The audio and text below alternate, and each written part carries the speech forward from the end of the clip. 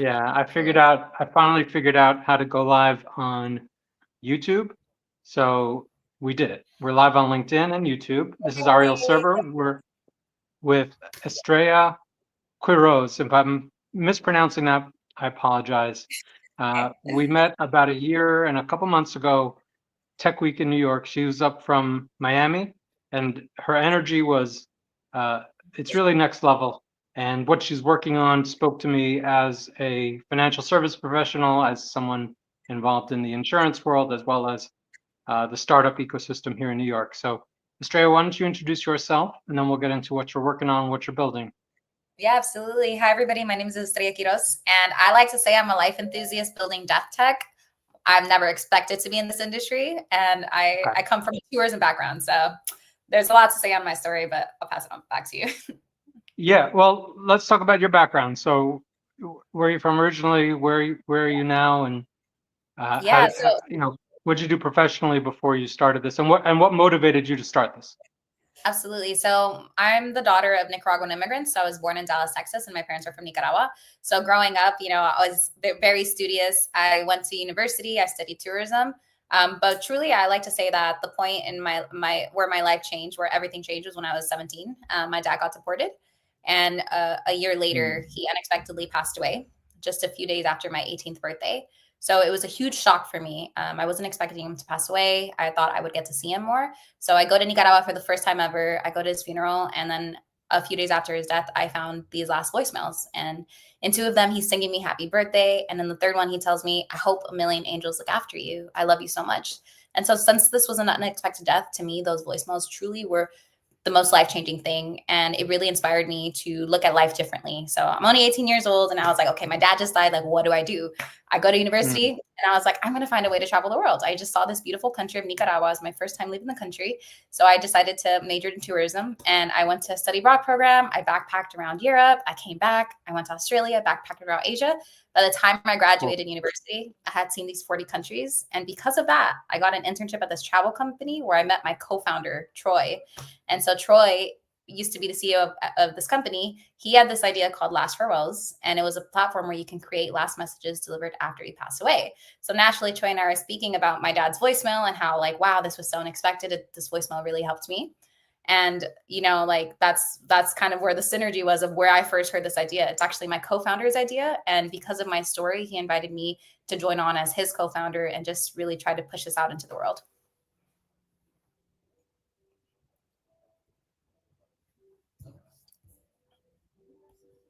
Did I freeze? Or did you freeze?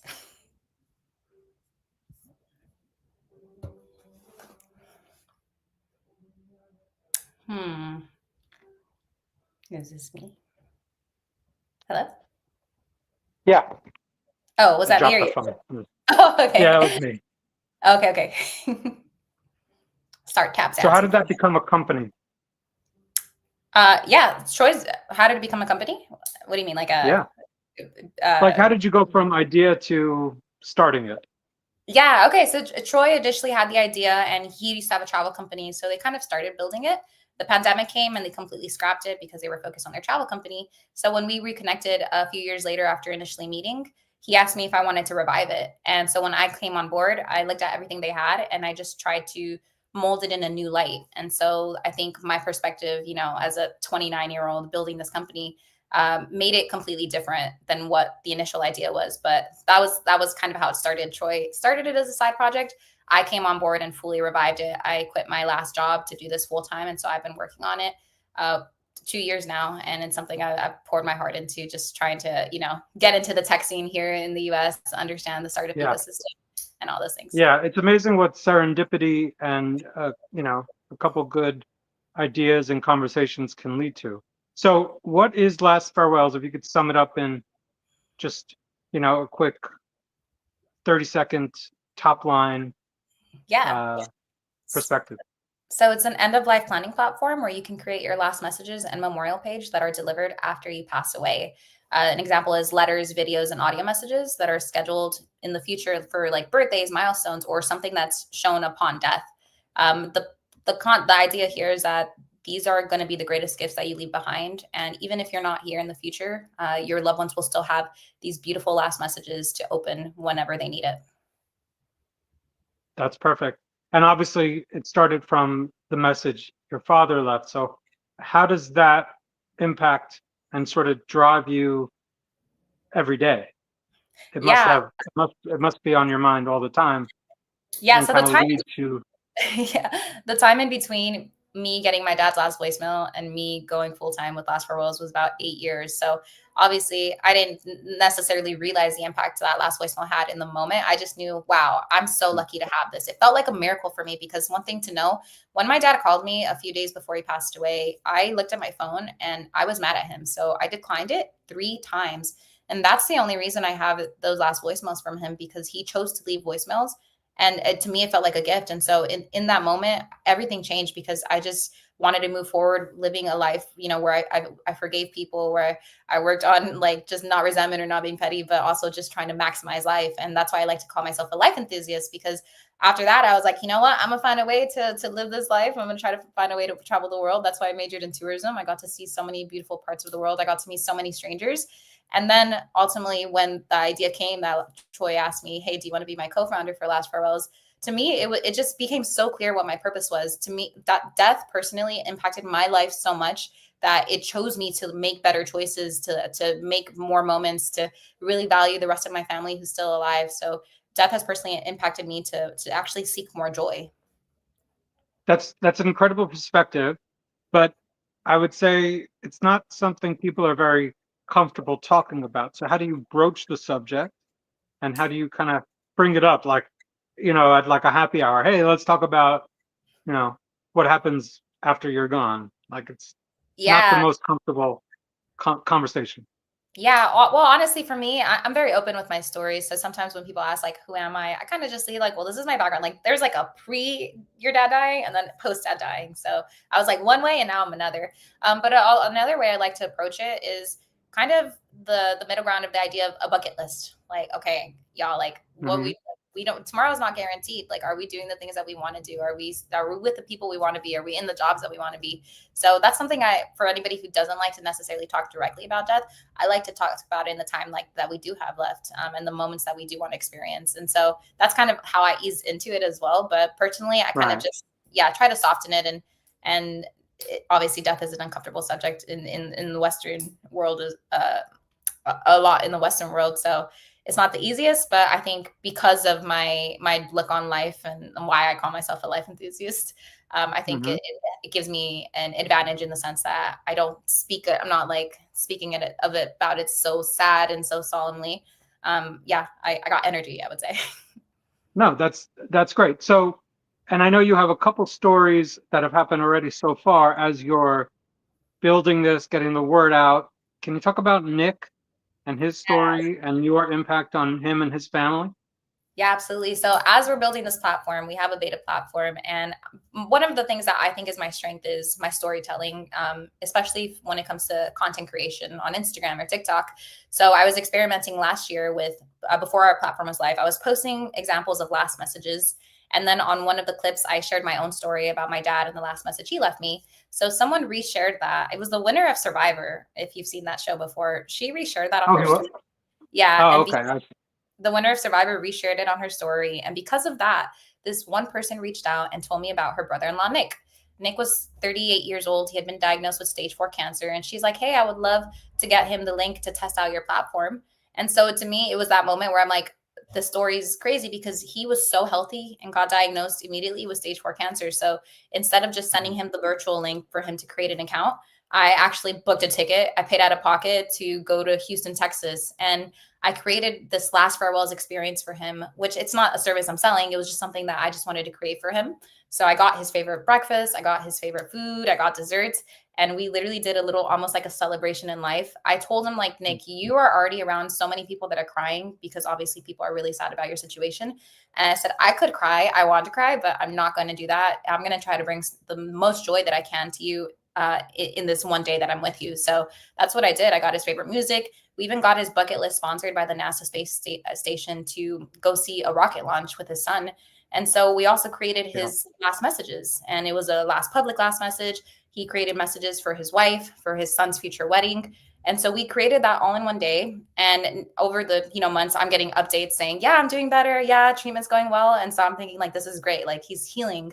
But in the span of 1 year, it started getting worse until he actually was our first user to pass away. So it was really bittersweet because when I'm building this platform, I'm always telling people these are last messages and memorial pages that are delivered after your death. And there's kind of like the shock factor.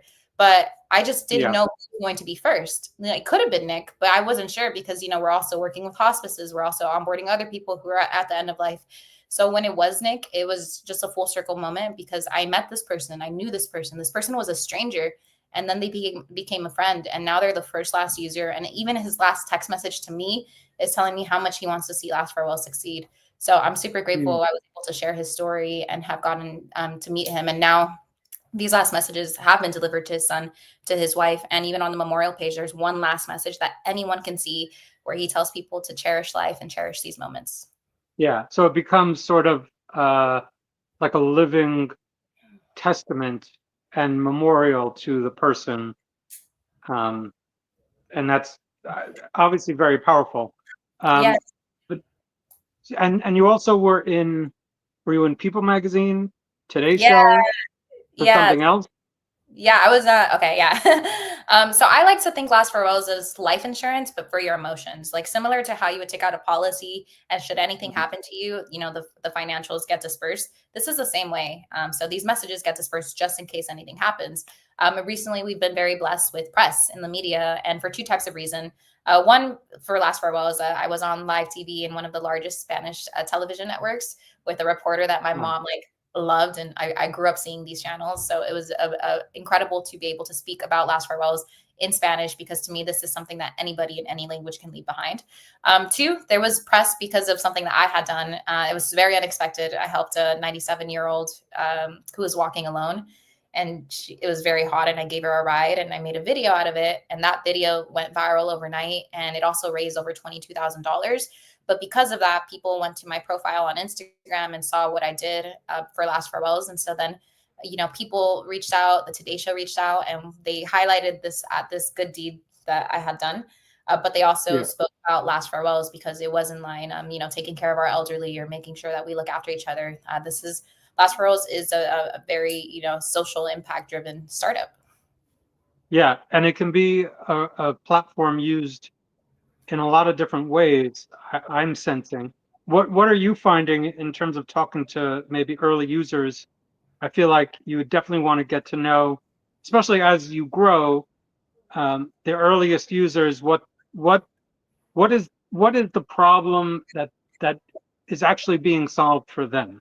Yeah. You know So what I mean? the problem is one, there's two users we're kind of solving problems for. When someone passes away, all that's really left is either silence or paperwork. And you can have all your Mm, estate orders and you can have your estate plan, you can have your will, but those are just, legal mechanics. There's really a sense of kind of the emotional part that is missing. Or silence, like they didn't plan for anything. And then you're just kind of caught looking at your phone and like trying to read the last text message they sent you or going through your last photos. So to us, right. fill that silence. We fill the emotional gap that's missing in traditional end of life planning. And so that's for, I would say, people who are grieving, who are going to grieve the loss of someone. They get a miracle of something being left behind, especially if it's hyper focused for one specific moment. It can be a 10-second video message or a letter or just a 2-minute recording, really anything. So that's one of the problems. But for the actual user who's creating these messages, we've seen that, especially for people who are at end of life, this is a pain point because they know they're not going to be here for future moments. And so that's where we're kind of going right now. We're working alongside hospice, senior caregiving homes for people who are already thinking about it. But ultimately, this doesn't even have to be for anyone at end of life or regardless of age. Like I said, this is like life insurance. So we get a lot of first time parents too who are now thinking about their kids and what if something were to happen. This really just provides a peace of mind for people knowing that like if anything happens, this gets delivered. And worst case, hey, they sit on this server for Right. decades to come. That's the best case scenario. I want everybody to live their lives and have their bucket list dreams, but Yeah. I just prepare for the unexpected because, like I said, my dad's death was unexpected, and all I have from him is those few voicemails. And so I wish I could have had something for my future wedding or Yeah. my future kids. Yeah. You can't expect every you can't plan for every scenario, but you can definitely mitigate some of the either the costs, or this is obviously more on the emotional side. So like you mentioned the paperwork, and I was thinking of the times I've seen, families going into probate. So this is like they're in an emotional probate with nothing, no possibility of anything after that. So Oh this yeah. way, at least they're I mean, y'all, my dad, when he passed away, he had $0 he had holes on his shirt. It was a really hard year for him. So it blows my mind that this man had nothing, like nothing to his name financially, but he left me a gift that was truly worth billions. Like, you couldn't pay me to not have this message. Like, nobody could buy this for me. This is something that truly is priceless. And it inspired me to change my life. I literally changed my career. I changed what I was doing. I changed like how I was living. And so it's so like these words have the power to become the greatest gift that you leave behind. I truly believe in it, and that's why our vision is to make this available in 100 plus languages. Like I mentioned, our background, my mhm, co-founder and I's background is in tourism and international education. Like, collectively, we've traveled over 100 plus countries, and we know that though this is a simple act, it's something that can scale, especially worldwide, and something that people then can check. Oh, did they leave a last farewells? Did they leave a last message? Because obviously, right now it's not common, but that's where I come in with the content storytelling. I'm educating the people that right. this can be done. Yeah, storytelling is so important. So are you able to gather the stories? I mean, I don't know how many users you actually have, but so I would think gathering the stories and curating those stories of the people that once they get the message, that'll be extremely powerful. Oh, absolutely. Is So that last year, on the yeah, roadmap?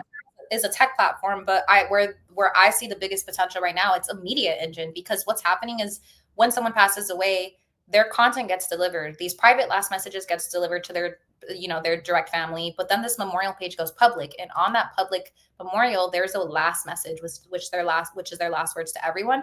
So that's content that we're then allowed to use on their behalf to post and share these Mm, stories on Instagram. So we're constantly getting new sources of media, but also being able to tell people stories in such a powerful way. And that is the idea too. I mean, we had a video go viral before our platform was released. I was showing examples of last messages, and one of our videos alone got over 20 million views.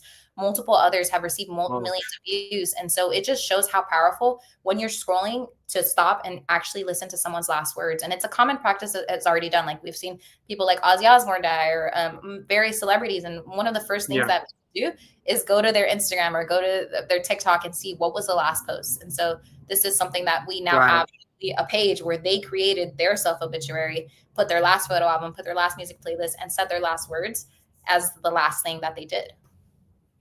Wow. Yeah, I'm thinking about that Ozzy Osbourne concert. That was essentially a last farewell, wasn't it?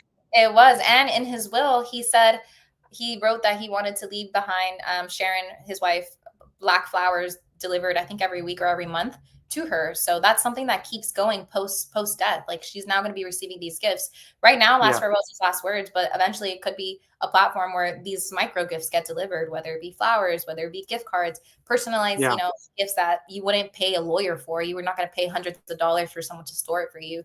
Things that can be Right. done digitally. So we already see it. It's Like, more the thought. It's more the thought behind it than the actual exactly. item, and Yeah, that's and super powerful. yeah, the movie P.S. I Love You, it's a really great example. It came out in early 2000s with Gerard Butler. He passes away, but when she's grieving, she starts receiving a voice recorder with a message from him, a letter, and then he even books like Yeah. a travel ticket to go to Scotland. And so those are things that, like, this is already a concept. It's not a new concept. It's just something that hasn't been formally done or scaled. Yeah. So there, obviously, we've talked about the insurance industry, and alongside that, there is sort of an ecosystem around grief and bereavement. There's a couple startups like actually called one is called Bereavement, one is Empathy. Trust and Will also kind of helps with the paperwork side, so it's a little bit different, but um, maybe they're working on something similar. So, how do you interact with the established companies and maybe other startups in your space to partner and grow? Yeah, absolutely. I mean, like I said, the end of life industry itself, it's one of the least competitive industries because we all need to work together. There's not enough companies in this industry for the amount, obviously, that everybody passes away. So I think we all have the same competitor of human nature. So ours is like, how do we psychologically teach the public about end of life planning? So it's really important for us to have those established partnerships with the legal aspects of end of life planning, the financial aspects as well. And for last farewells, I see it as a great entry point to end of life planning because we can get people that normally would have never planned for end of life because they don't think they have anything. A good example is my own mother. She's a housekeeper. She's not going to go pay a lawyer. She's not going to do a will. She's not going to do an estate plan because in her mind she doesn't have much. That's where I come in and I teach her and like, no, this is a simple message. Like you can leave something behind. It's free to get started. But then Hmm. because we now have them in our system, we can, direct them to our partners in the end of life planning. And so the idea is that we were able to streamline the entire end of life planning. Maybe start with emotions, then you learn about legal, then you learn about financial, or vice versa. You already planned for everything. This is the missing aspect that you don't realize will go so much farther than money probably ever could. Right. Right. Well, money helps.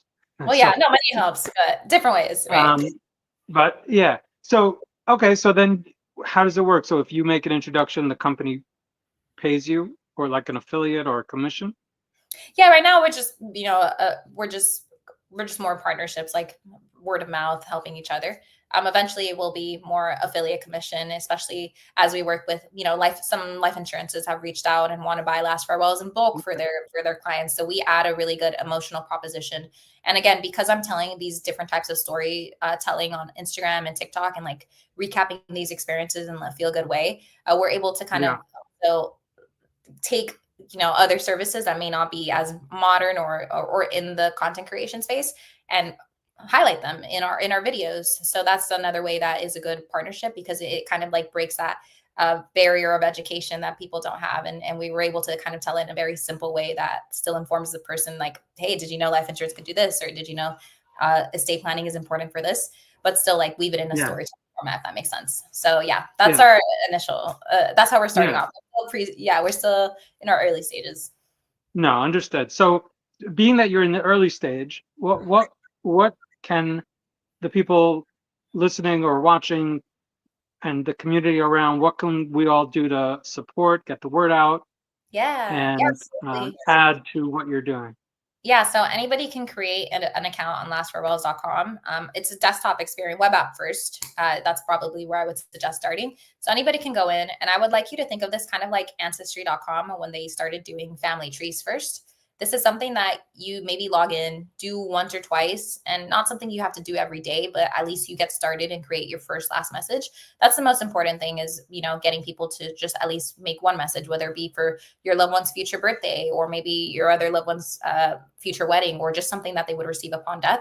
Our platform's super easy to use. So you can just go in, schedule whether you want a letter, video, or audio message, and then choose the delivery date, choose the recipient, and then create your message. And then you're done. It's something that can literally take less than 5 minutes, but you have it just in case.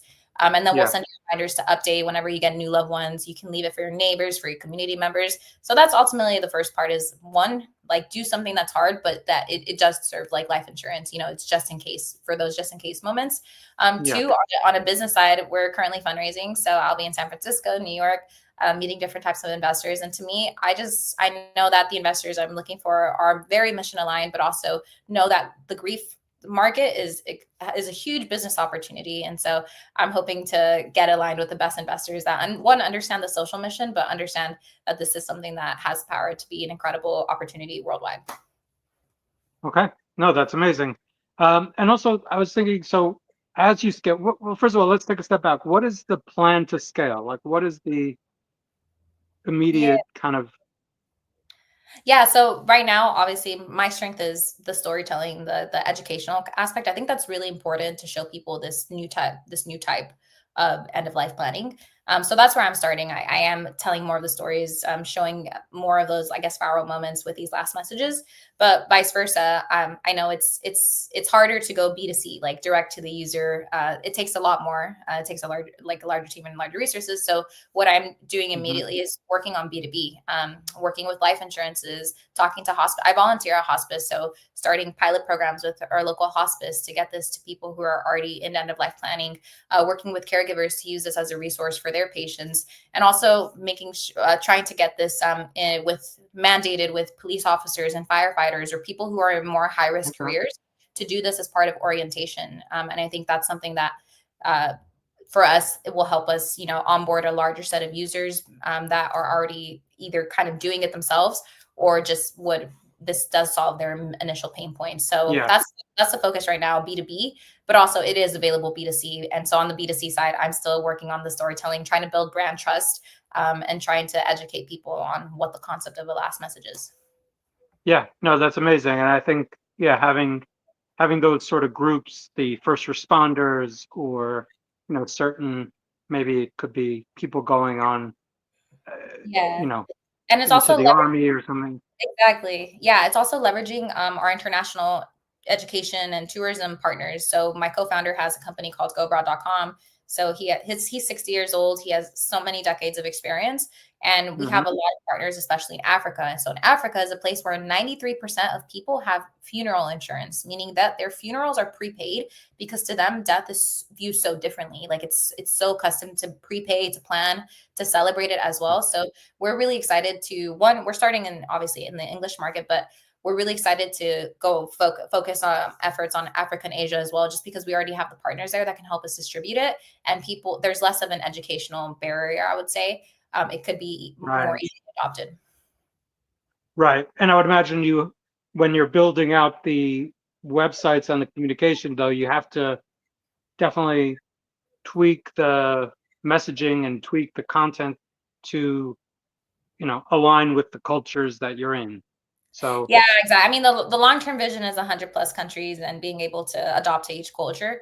But it just immediately, that's why we're sticking to English. Like English right now in South Africa they speak English, in various parts of Africa they speak English. So, but then just trying to make those adjustments and tweaks. So yeah, definitely. It's every culture treats death super differently. So it's going to take different types of content or storytelling strategy. But yeah, those are the initial markets I'm super excited to get into. yeah, I think there's just a lot you can do with it because, as you mentioned, it's you know, no one, it it's kind of death is undefeated, right? Yeah. Yeah, and that's why So, I like to label this as last farewells can be the greatest gift you leave behind. Because I found that when you maybe I guess my strategy as well is maybe I'm not trying to convince you to go on and create last farewells, but maybe I can try to convince your partner to convince you because it's mhm, more common for us to think about the deaths of the people that we love around us. Like that feels more real. And so we want things from them. So before I ever created my own last farewells messages, I actually got my mom on board, my siblings on board, my grandma on yeah, board. I was that person that got everybody else on board, and then I got on board. And so eventually, I think it's going to be like the cycle of action and love. Like you push other people because it's like I want this from you, but then that love returns back, and someone pushes you, and you're like, no, you sit down and do this for me too. So I think yeah, it's absolutely. yeah, B2C wise, like psychologically, I think it's very easier for us to gift this idea. So yeah, please gift this to the people that you love most. So if you really want it, like I said, just like my grandma, she recorded a last message for me to have at my future wedding. She's 93 years old. I don't know when I'm getting married. So I'm either gonna have a grandma or I'm either gonna have this message. Either way, I'm Okay, happy. Like I got it. So and I don't know what the that's message amazing. says, but I just know it's there. No, that's amazing, and it's also just amazing the amount and the quality of just data and information you're going to have on the users as well. So, which is obviously that's like down the road stuff.